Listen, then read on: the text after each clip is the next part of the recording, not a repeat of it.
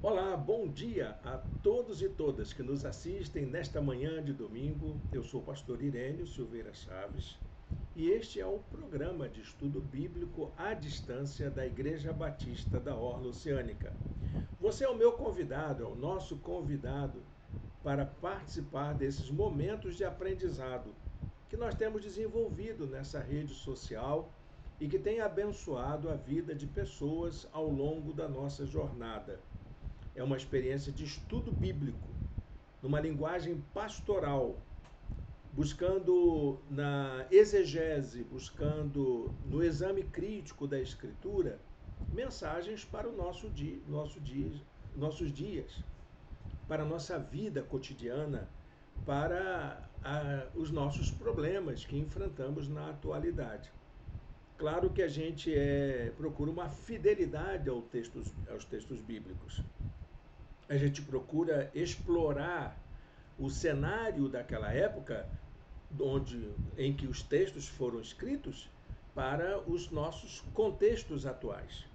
E tem sido uma experiência boa. Você vai encontrar na internet, na nossa página no YouTube, vários estudos bíblicos, uma riqueza enorme de títulos e de apostilas que estão disponibilizadas para todas as pessoas que querem se aprofundar no conhecimento da palavra de Deus. Eu já examinei, já verifiquei e constatei que a nossa página no YouTube, ela é a plataforma de estudo bíblico à distância com o maior número de conteúdos. Correria o risco de dizer que é a maior plataforma de estudo bíblico na internet, de estudos bíblicos gratuitos na internet. E você pode acessar a qualquer momento, de onde você estiver, fazer os seus estudos dentro do seu programa de ensino. Ali você vai encontrar várias playlists de estudos realizados em nosso programa de estudo bíblico à distância. Eu preparei uma lista, ela está em nosso blog. A descrição do blog está aqui embaixo. Inclusive, você encontra ali a apostila para acompanhar os nossos estudos aqui de Atos dos Apóstolos. Nós estamos, nesse tempo, estudando Atos dos Apóstolos. É um estudo longo, é uma jornada longa de 22 aulas. Nós vamos terminar somente na passagem de junho para julho de 2025. E você está convidado a acompanhar a gente. Hoje a nossa aula vai tratar de uma sequência de capítulos muito importantes do livro de Atos, que vai falar da expansão missionária da igreja, de como a igreja deixou de ser uma comunidade local, como era Jerusalém, e passou a ser uma comunidade internacional, com visão global, missional, que é o caso da igreja de Antioquia. Essa é a nossa aprendizagem hoje. E eu espero que você fique com a gente até o final, que curta essa transmissão, que compartilhe com seus amigos e familiares em suas redes sociais e possa também seguir a gente no nosso canal, dar uma clicadinha aí para você dar um apoio ao nosso trabalho. Não custa nada você fazer isso, não é mesmo? Por isso eu peço a você encarecidamente que nos ajude a ganhar mais seguidores, a ganhar mais pessoas assistindo às aulas da nossa escola bíblica à distância, que é a nossa EBD antiga, a boa e preciosa EBD dos nossos tempos antigos, que agora, em tempos virtuais, com as novas tecnologias de informação e comunicação, pode ser feita através da internet, e nós somos uma das muitas que existem por aí. Né? Você vai encontrar várias, tem vários irmãos e irmãs, vários estudiosos muito dedicados também fazendo esse trabalho, mas a nossa igreja, desde a pandemia, é uma das pioneiras nesse trabalho. E tem aí um arcabouço muito interessante que você pode aproveitar para o seu crescimento pessoal, para o seu próprio aprendizado. Como é que você vai fazer uso disso? Como você quiser. Você pode estudar sozinho, você pode estudar na igreja, você pode estudar com seus colegas de trabalho, você pode imprimir as apostilas, pode guardar em seus arquivos, pode também compartilhar com seus amigos e familiares, fazer estudos em grupos, em estudos em toda forma, espécie, em qualquer tempo, em qualquer hora, dentro da sua agenda. Ok, gente? É um trabalho assim, bastante dinâmico. Nós temos dois momentos. Temos esse momento que nós chamamos de síncrono, que é ao vivo, que nós estamos aqui juntos, e você tem uma aula aí acompanhando. Ela é lançada. Depois ela fica disponível para aquelas pessoas que quiserem assistir em outros horários, que é o aprendizado assíncrono. Quem entende de estudo à distância sabe do que eu estou falando. E você tem um material de apoio. Você também pode interagir conosco, se você quiser. Durante esse tempo, você tem 2 espaços para isso.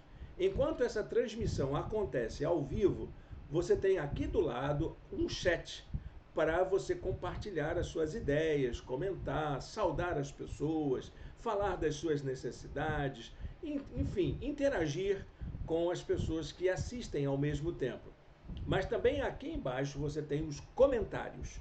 E você pode também fazer a mesma coisa, dar os seus elogios, fazer suas críticas, colocar os seus comentários, as suas opiniões, suas dúvidas, para que a gente possa te ajudar. Eu garanto a você que eu acompanho todos os comentários que são feitos, tudo aquilo que você interagir conosco, nós teremos o imenso prazer de trocar ideia com você e trazer essa experiência mais próxima. Bom, sem mais demora, vamos à nossa apresentação, porque é assim que nós fazemos.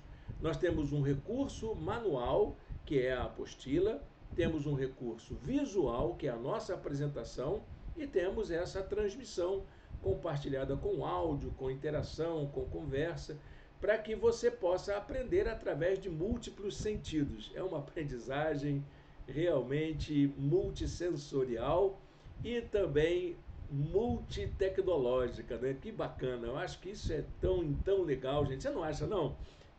Coloca aí nos seus comentários o que você está achando e a gente vai seguir então em frente. Bom, está aqui a apresentação da nossa aula de hoje. Você está convidado então a acompanhar as aulas a mais uma aula dos estudos em Atos dos Apóstolos, o povo do caminho. Essa disciplina que tem ajudado a gente a conhecer um pouco mais o começo do cristianismo. O Atos dos Apóstolos é o documento histórico mais relevante para os pesquisadores da história da igreja. E para nós que somos estudiosos da Bíblia, como crentes, para aqueles que querem aprender mais na espiritualidade, crescer na sua individualidade, esse estudo também é aquele que aponta os fundamentos da nossa prática cristã como comunidade de fé, como que a gente segue o caminho, né? Independente da nossa denominação cristã, independente da configuração doutrinal, teológica, estrutural, eclesiológica da igreja que a gente frequenta. Ok, gente? Não vai aqui nenhuma interferência àquilo que você vive hoje. Nós só apenas estamos resgatando aquilo que os primeiros cristãos fizeram. Resgatando não, né? Nós estamos redescobrindo, nós estamos nos aprofundando nessa experiência dos primeiros cristãos. E hoje nós estamos na nossa 12ª aula, aula de número 12, e vamos falar sobre os desafios para ser uma igreja a caminho do mundo, que esse é o tema que nós vamos desenvolver nessa aula de hoje. Como que uma igreja consegue desenvolver a sua prática cristã no mundo de hoje, vivendo a fé, vivendo de maneira extraordinária, vivendo aquilo que Jesus ensinou para nós.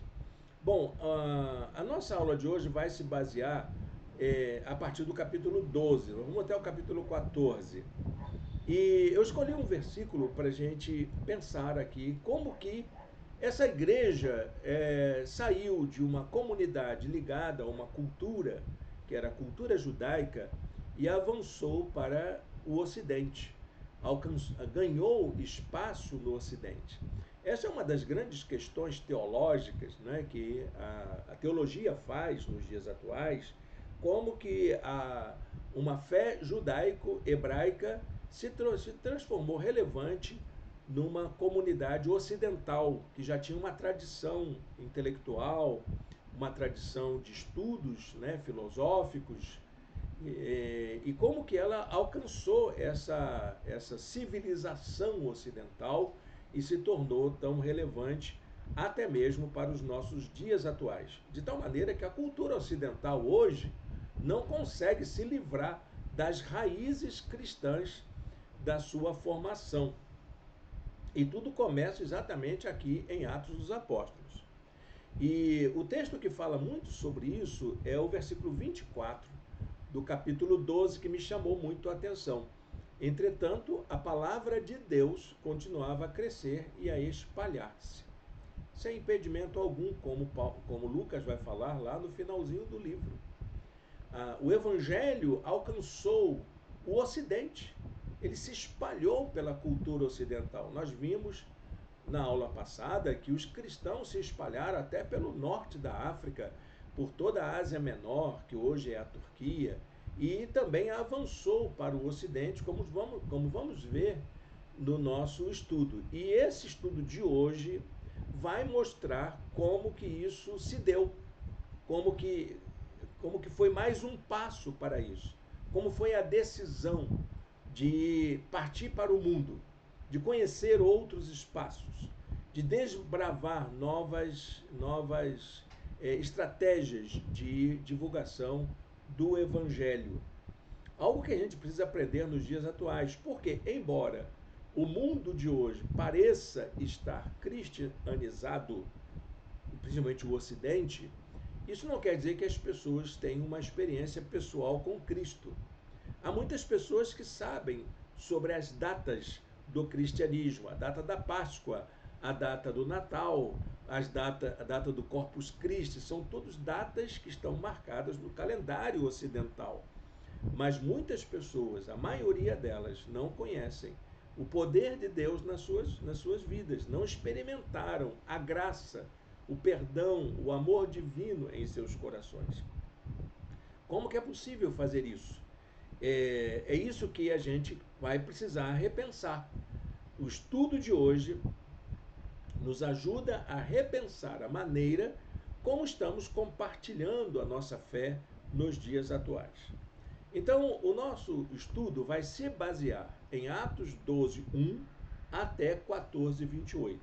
Então, será um estudo abrangente de 3 capítulos do livro de Atos. Atos 12, 13 e 14.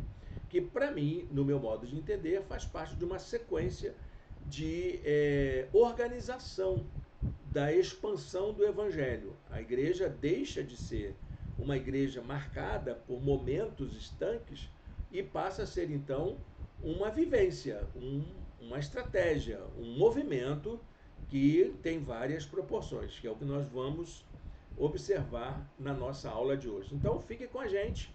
Essa aventura vai valer a pena, eu tenho certeza que vai ajudar muito no seu crescimento pessoal. Vamos em frente. Bom, a trajetória da igreja, então, é marcada por várias situações. A gente já viu nas aulas anteriores que nós temos situações de tensão e de conflito que vão empurrando a igreja para novas experiências, para descobrir novas atitudes, novas estratégias para continuar sua ação no mundo. Então, aqueles que seguiam o crucificado não podiam, de forma alguma, esperar uma vida confortável no mundo. Ainda estava muito viva as cenas da crucificação. As testemunhas oculares ainda circulavam entre as lideranças da igreja, entre os frequentadores das comunidades, principalmente dos cristãos que foram dispersos. Quando eles se dispersaram, eles fizeram isso porque sabiam o que os esperava se eles continuassem em Jerusalém. Por isso eles procuraram viver nessa diáspora que foi a expansão do evangelho pelo mundo. Então, essa diáspora cristã, ela foi marcada por uma busca de resistência, uma forma de resistir às perseguições que eram feitas em Jerusalém, principalmente pelos judeus. Principalmente pelos judeus. Fora de Jerusalém, o judaísmo teve uma outra atitude, que foi uma atitude mais acolhida. Os cristãos, principalmente o apóstolo Paulo, tinha autoridade até de entrar nas sinagogas, de falar aos judeus. E a estratégia era essa, de começar a evangelização a partir dos judeus para depois alcançar a comunidade local. Então, após os episódios envolvendo a aproximação da igreja com o mundo gentio, que nós vimos nas duas aulas anteriores, que foi a conversão de Saulo, a conversão dos da casa de Cornélio, o surgimento da igreja de Antioquia, esses cristãos, a dispersão dos cristãos, eu poderia colocar aqui também. Os primeiros cristãos experimentaram, então, um grande despertamento para uma nova estratégia, que era a obra missionária. A igreja de Jerusalém não desenvolveu essa estratégia. Quem desenvolveu, então, foram os que foram dispersos, os da diáspora, que desenvolveram essa estratégia, começando essa experiência na igreja de Antioquia. Foi em Antioquia que as coisas mudaram. Essa nova consciência a respeito da obra cristã, que é a missão, foi uma mudança significativa na vida da igreja, que colocou em prática a orientação final deixada por Jesus aos seus discípulos, que era a grande comissão, o ID, como a gente muitas vezes chama, né, por causa da tradução da antiga versão que a gente tinha de Almeida. E ali está ID por todo mundo. Então a gente fala que é o ID. ID é missão. Na verdade, essa estratégia é missionária. A capacidade que a gente pode desenvolver de fazer discípulos em outras culturas, em outras nações, em outros contextos. Então, essa guinada acontece exatamente a partir desse momento da história da igreja que nós estamos analisando. A igreja em Jerusalém, ela continuava enfrentando seus problemas, estava lá, né?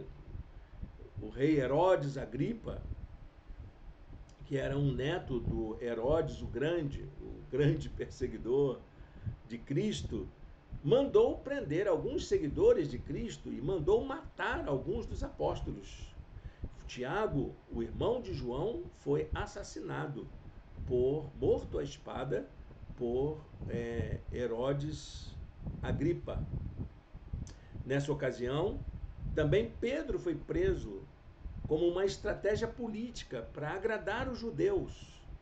Então, a perseguição tinha essa natureza, tanto policial quanto política, que era uma estratégia para poder criar um ambiente de dominação, de controle da sociedade judaica. E os cristãos eram usados como bode expiatório, como um meio de estratégia. Perseguindo os cristãos, eles agradavam aos judeus. Esses acontecimentos fizeram com que a igreja buscasse uma vida mais intensa de oração. Os cristãos começaram, então, a fazer da oração uma forma de resistência, para estarem unidos. E eles se reuniam em reuniões de oração fervorosas, impactantes. Tanto que, quando Pedro foi detido, né, a igreja continuava orando. E Tiago foi morto, Pedro está preso. Ferrou. Nós vamos ter que orar, temos que buscar mais a Deus, porque o que aconteceu com eles é mover de Deus. Deus está aí mostrando para a gente que a gente não pode ficar acomodado, que a gente tem que incomodar mais. Pedro, então, ficou detido na prisão, mas a igreja orava intensamente a Deus por ele. o apoio, né? Essa solidariedade. A igreja ora como sinal de resistência, de unidade, de comunhão, de apoio, né? De manifestação de que aquilo que eles estão pagando é algo que nós também estamos comprometidos. Nós estamos juntos com ele, nós estamos trabalhando, nós estamos empenhados na mesma causa. Houve então um mover divino como resposta a essas orações. Então o que acontece ali? Esse mover de Deus coloca em contraste esse poder maravilhoso do Senhor que cuida dos seus apóstolos, cuida dos seus filhos, cuida do seu povo, e também a maneira como essa estratégia vai enfrentar as artimanhas da oposição, daqueles que se opõem ao Evangelho. E a cena em que Pedro é liberto da prisão, a maneira extraordinária como ele é liberto da prisão pela segunda vez, mostra essa evidência do poder divino no cuidado com o seu povo. Atos 12, 11 diz assim: agora sei, diz que sem nenhuma dúvida, que o Senhor enviou o seu anjo e me libertou das mãos de Herodes e de tudo o que o povo judeu esperava. Então estava claro que ali a mão de Deus, apesar de toda a perseguição, apesar de toda a crueldade dos opositores, ali a mão de Deus estava se manifestando. Deus não estava ausente naquele sofrimento do povo de Deus. Quando Pedro sai da prisão, ele até sabia onde ir. Para onde que eu vou? Eu vou onde está a igreja, porque eu sei que eles estão orando. Estão lá na casa do João Marcos, que era um jovem, o autor do Evangelho de Marcos, né? Que se tornou um companheiro de Pedro, porque ele sabia que a igreja estaria na casa dele orando. Com certeza. Embora não houvesse essa troca de informação por grupo de WhatsApp, não tinha isso, né? Mas ele sabia que se havia um problema, a igreja estaria reunida em oração. E a casa de João Marcos era a casa mais recomendada para isso. Os cristãos reunidos tiveram até dificuldade de entender. Tem alguém batendo na porta aí, está dizendo que é Pedro. Como é que a gente faz? Então, os cristãos que estavam ali, que oravam por Pedro, não acreditaram que a resposta seria tão imediata assim. Apenas a empregada da casa, que talvez fosse uma menina, uma adolescente, chamada Rod, reconheceu que era Pedro, aquele por quem eles oravam, estava ali batendo a porta, querendo entrar, dizendo: Deus me libertou da mão dos opressores. As consequências, então, dessa pressão, né, exercida pelo poder, a perseguição, a perseguição política, a perseguição policial, foi algo devastador, não para o povo de Deus, mas para o poder de Herodes. O poder subiu a cabeça dele. E o fim dele foi trágico. Ele ficou alucinado pelo poder e acabou sendo morto subitamente. Veja o que diz Lucas em 12, 23. Visto que Herodes não glorificou a Deus, imediatamente um anjo do Senhor o feriu e ele morreu comido por vermes. Então, essa maneira de Lucas retratar aí o modo como o poder subiu a cabeça de Herodes, que não havia espaço nem mesmo para Deus na vida dele, que é um fato que acontece aí até nos dias atuais. Muitas pessoas que acabam sendo tomadas pelo poder econômico, pelo poder político, pelo poder comunitário de influência, pelas ilusões da vida, e acabam achando que são pessoas superpoderosas que nem precisam de Deus em suas vidas. E é um equívoco muito grande que a gente precisa enfrentar todos os dias. Isso pode acontecer comigo, com você também.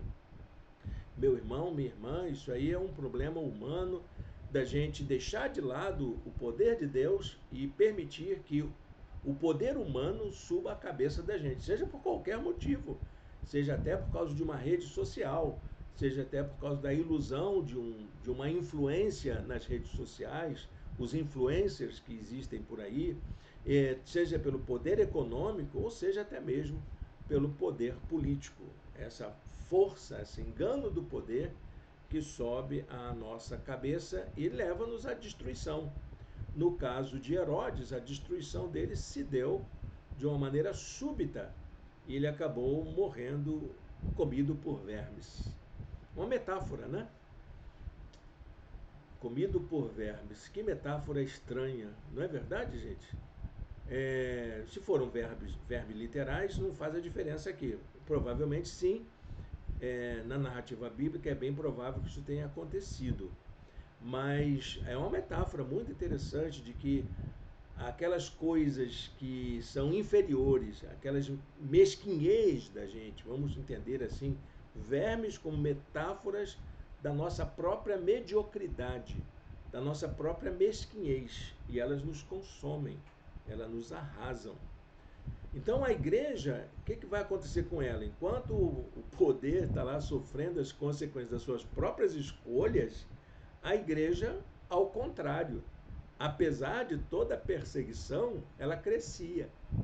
E crescia exponencialmente em meio a situações de oposição e também do encontro de novas estratégias de expansão. Então há um cenário aqui que parece contraditório, né? A igreja é perseguida, mas ao mesmo tempo ela experimenta crescimento.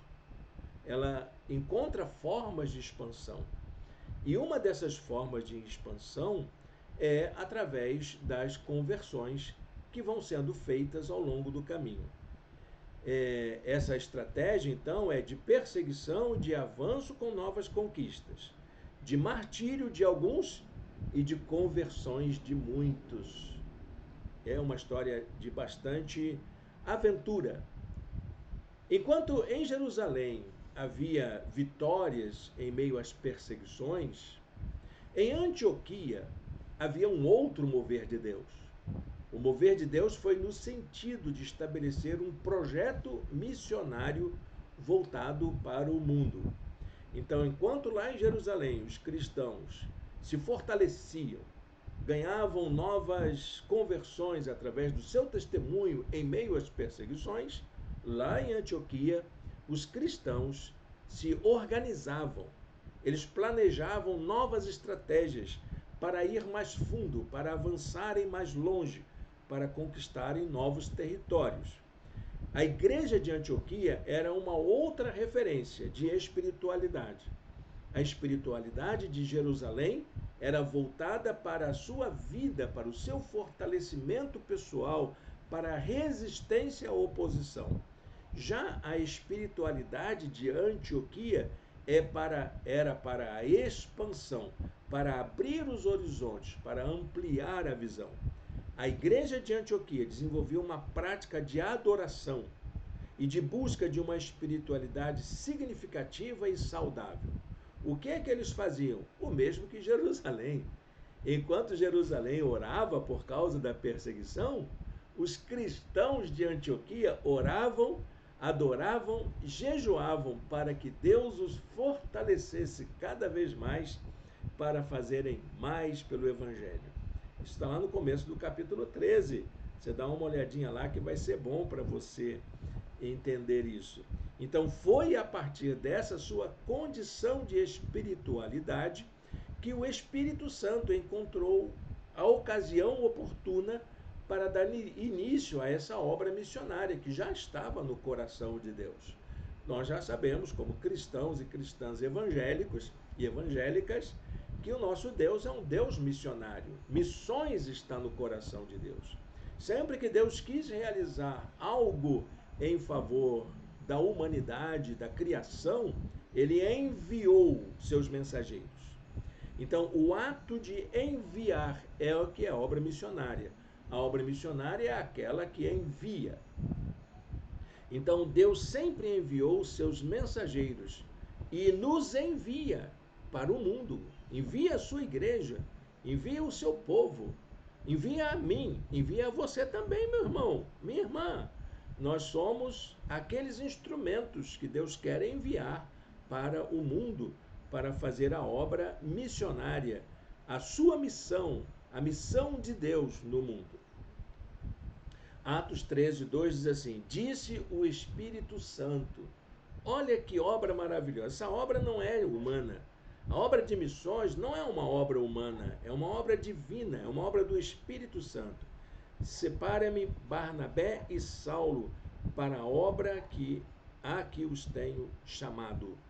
É o Espírito quem orienta a vida missional da igreja. A igreja, então, comissiona a esses dois irmãos e os envia para a realização de uma grande obra missionária no mundo. É o começo da história.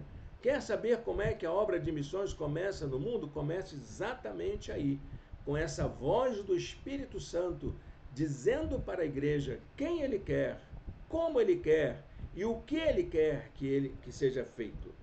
Envie, separa-me Barnabé e Saulo para a obra que os tenho chamado.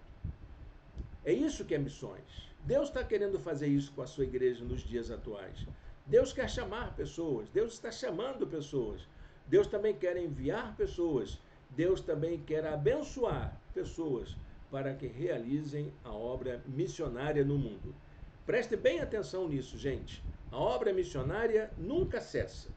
É uma obra que nunca se esgota, porque enquanto houver um pecador não alcançado, não convertido no mundo, ali temos um campo missionário a ser desbravado. Isso vale para a sociedade, vale para a humanidade, vale para a sua cidade, vale para o seu bairro, vale também para a sua família. Porque enquanto houver um não convertido na sua casa, ali você tem um campo missionário para o qual o Espírito Santo quer enviar você para ser um instrumento dele, para alcançar com amor e graça essa pessoa para o Evangelho. Bom, eu posso ouvir um amém para isso aí? Glória a Deus, Senhor me usa, amém, que seja assim, que a minha vida seja usada pelo Senhor, que o meu testemunho fale alto na minha casa. Ouvi esse amém aí? Bom, eu espero que sim. Eu espero que você diga, como disse Isaías, eis-me aqui, eis-me aqui. A pergunta é, a quem enviarei? A quem enviarei? E a resposta é, eis-me aqui. Então, Saulo e Barnabé, eles se dispõem a ir, porque tem isso, né? Porque tem o chamado e tem a obediência, não é isso? Se Deus chama, alguém tem que obedecer. E Saulo e Barnabé obedeceram, eles foram prontos a dizer sim, o eis-me aqui para o Senhor. E junto com ele foi também João Marcos. João Marcos era um parente, né, de Barnabé. E ele se entusiasma com a ideia e vai junto. Então vão os três empreender a primeira viagem missionária da igreja no mundo, partindo em direção ao Ocidente. Então você tem na primeira viagem missionária 3 participantes, que era Saulo, Barnabé e João Marcos, que vão fazer então essa primeira incursão para dentro do Ocidente. Não todo, mas já entrando para dentro da cultura ocidental. E como é que eles fazem isso? Eles primeiro vão para a ilha de Chipre, depois vão para as cidades da Turquia. Essa era a estratégia. Eles navegaram até a ilha de Chipre, depois voltaram para a Ásia Menor, lembra que eles estão aí em Antioquia, e seguem viagem. Eles vão seguir pelas cidades também da antiga Turquia, da Ásia Menor. Em toda essa trajetória aconteceram situações de conflito que serviram para fortalecer e encorajar ainda mais a obra missionária. Não foi uma tarefa fácil. Fazer esse trabalho foi muito difícil, porque eles precisavam de recursos, eles precisavam de meios, eles precisavam de alojamento, eles precisavam de segurança também, porque eles enfrentaram duras oposições durante essa jornada. E apesar de terem acontecido muitas lutas, também aconteceram muitas experiências extraordinárias que puderam ali eles serem testemunhas da mão de Deus, os protegendo e os guiando. Que essa é a ambiguidade da obra missionária. Outra coisa para a gente prestar muita atenção: a obra missionária é uma obra divina. O mundo não entende isso. O mundo vai achar que é desnecessário. Mas aqueles que se entregam a essa obra, que atendem ao chamado e que obedecem a esse chamado, eles experimentam duas coisas. A primeira, a oposição do mundo. Eles vão sentir de perto essa oposição, essa pressão, essa tensão que é a pregação do evangelho no mundo. Uma vez eu falei para um jovem que estava sendo preparado para o ministério pastoral. Ele disse: olha, senta aqui comigo, vamos conversar uma coisa. Essa obra para o qual você vai ser consagrado proporciona uma relação direta com a oposição ao evangelho. Desde Satanás até as forças da incredulidade atuam contra a obra missionária. Mas olha, meu querido, você vai também, ao mesmo tempo, experimentar o cuidado divino sobre a sua vida. Você vai ver o extraordinário do poder de Deus de uma forma como você nunca viu. Você vai enfrentar a oposição como nunca viu, mas também vai ver o poder de Deus como uma forma que você nunca viu.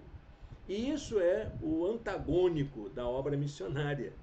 Tem um antagonismo, sim. E isso é a realidade. E Deus prepara o coração do missionário, da missionária, tanto para uma coisa quanto para outra.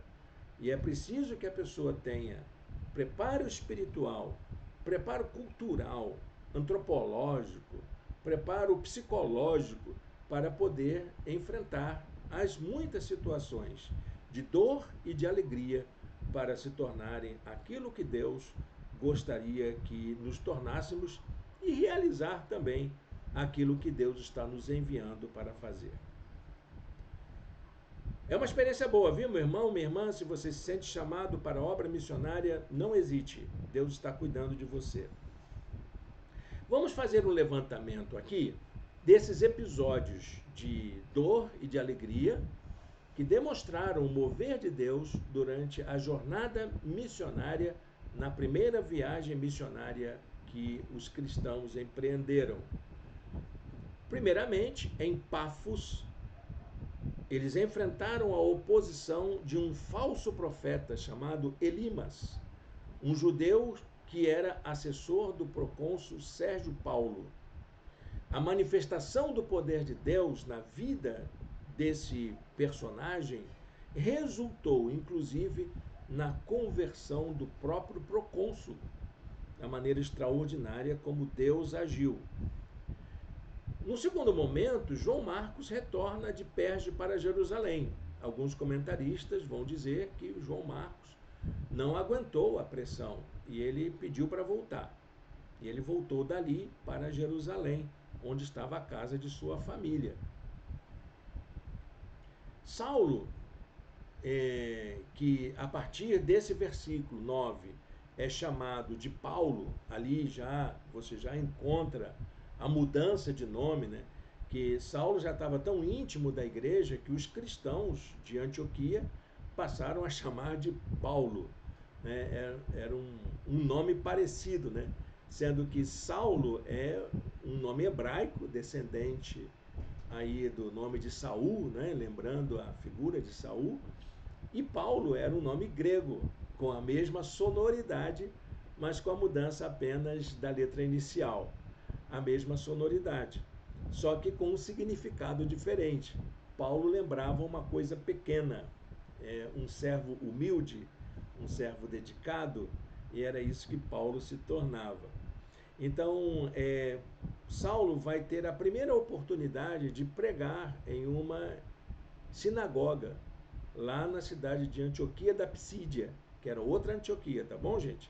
Com resultados extraordinários.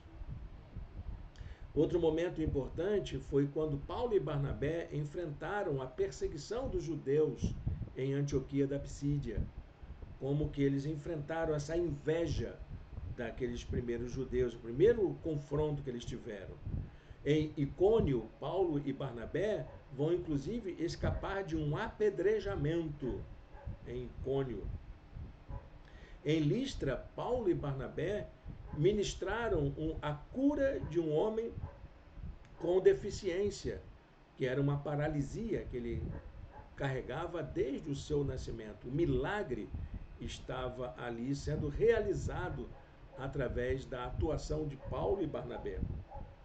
Tanto que os moradores de Listra confundem Paulo e Barnabé com deuses gregos. Eles dizem: os deuses vieram nos visitar, Zeus e Hermes.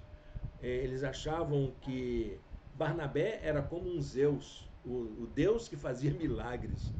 E Paulo era o mensageiro de Deus, o Hermes, né? O que interpretava a voz de Deus. E queriam prestar cultos, e prestaram cultos mesmo, não tinha como impedir. Eles trouxeram animais, sacrificaram animais, e embora Paulo e Barnabé pedissem que não fizessem, olha, eu sou igual vocês, rasgaram suas vestes, jogaram no chão, tentaram persuadi-lo, mas não teve jeito. Eles prestaram cultos a Zeus e Hermes do mesmo jeito. E nessa cidade, então, extraordinária, onde acontecem essas manifestações todas, a cidade, então, se divide por causa da contenda provocada pelos judeus. Então, nessa contenda, Paulo e Barnabé sofrem nova ameaça de serem maltratados e de serem apedrejados. Então, mais uma vez, aí, a perseguição violenta dos judeus contra os cristãos.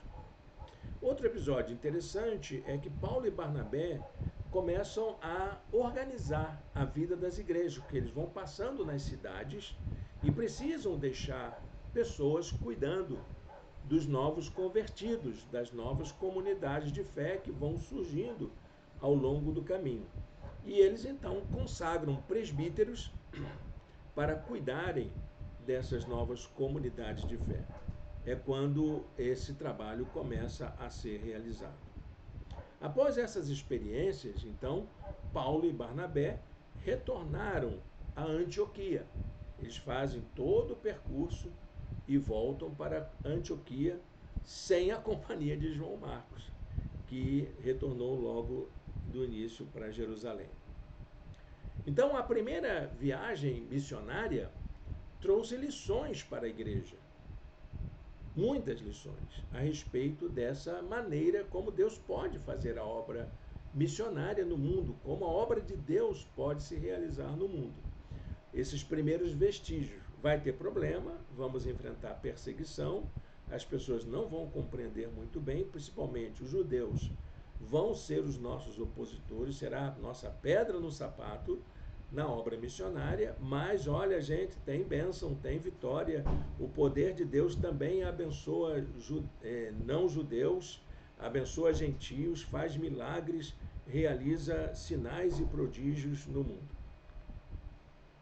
Então, a experiência missionária, ela consiste nessa imersão no mundo. Então, essa é a característica da obra missionária, diferente da obra comunitária. Então, você passa a ter duas dimensões da obra do Evangelho, essas duas esferas da ação da igreja.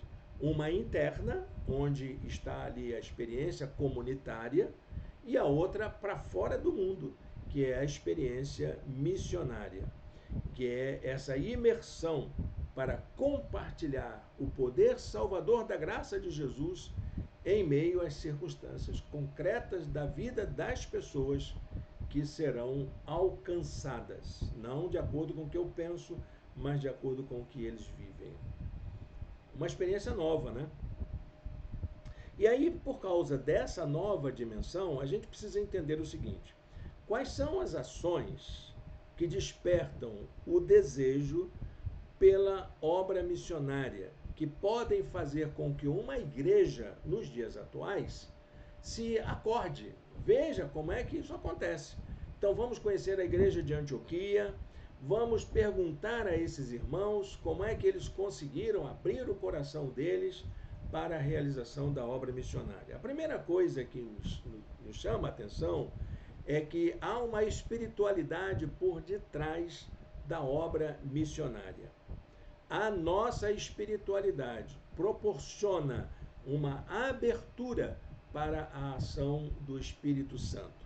Alguém disse, eu não sei quem, acho que foi a W. Tozer, se não me engano, ele disse: o risco de você orar por missões, o risco de você orar por missões é que Deus pode chamar você em primeiro lugar. Sabe aquela coisa, vamos orar por missionários, para que Deus levante missionários. O primeiro que ele pode levantar sou eu. Se eu estou orando, Deus pode chamar. Por que eu não posso chamar você? Você não está entendendo que Deus precisa de obreiros? Quem sabe você é um deles, né? Então, é o Espírito Santo quem faz essa obra. Não é uma coisa... Claro que precisa das estratégias, dos programas, das formas de realização, da infraestrutura necessária, mas essa obra é do Espírito, é o Espírito Santo que faz isso. Cristãos cheios do Espírito Santo é que são os instrumentos usados por Deus, são instrumentos poderosos para transformar a realidade de um mundo indiferente ao Senhor, que aprendeu a viver sem Deus, principalmente nos dias atuais. Nós estamos vivendo um mundo assim de novo, como era o mundo ocidental, que sabia viver sem a divindade e tinha suas outras estratégias, suas estratégias de mistério, de misticismo, que estavam lá envolvidas na cultura ocidental, como é nos dias atuais. As pessoas do nosso tempo têm uma espiritualidade, elas têm uma compreensão da presença divina. Enfim, é para esse mundo que nós precisamos aprender a ser testemunha. Diz lá em Atos 13:52, os discípulos continuavam cheios de alegria e do Espírito Santo. Qual é a nossa parte como igreja? É seguir a nossa vida cheios de alegria e cheios do Espírito Santo, porque essa obra é dele, não é minha nem sua, é dele. Eu sou o instrumento que ele pode usar para a sua obra.